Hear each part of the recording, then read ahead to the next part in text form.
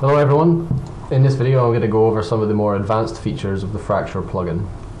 In this video I'm going to show you how to use the rigid joint feature of the plugin and how to compute and run structural simulations at runtime. I'm going to show you how the end scene looks first. So I've just modified the field of cubes scene again and stacked all the cubes up in a nice arch. I've run the rigid joint structural simulation over it, and now at runtime I can fracture objects and they do look like they're connected together.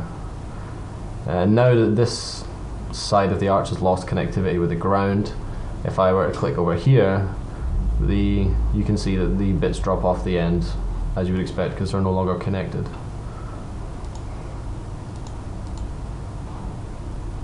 So I'm going to show you how to use the Fracture plugin in order to do this.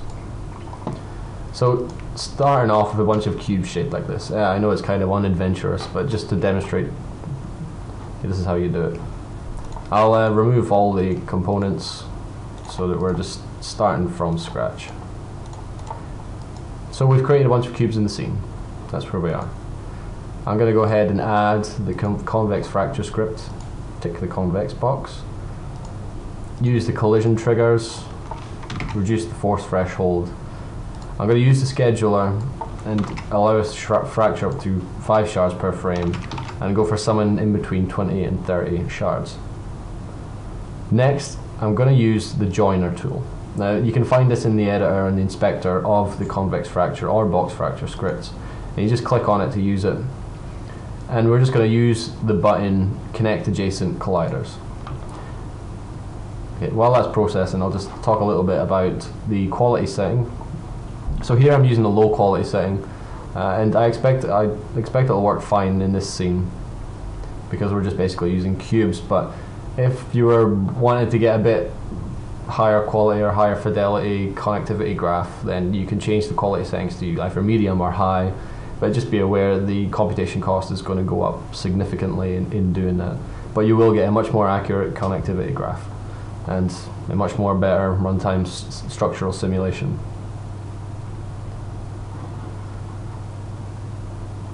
Okay, I'm going to leave that to do it and then come back to it in a minute.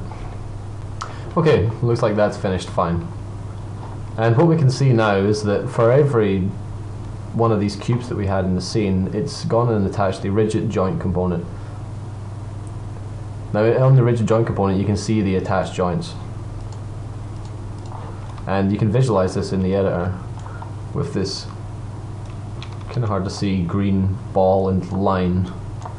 There's another one down there connecting these two. So when I select them all, you can see the entire connectivity graph. One thing worth noting is the cubes that are attached to the floor, they have red balls inside them and red lines connecting them to their adjacent fracture objects. This indicates that they're connected to the floor, and the way the plugin knows about this is because it's just a simple collider that it's connected to, that it's touching. Nothing left to do but just to see how it looks.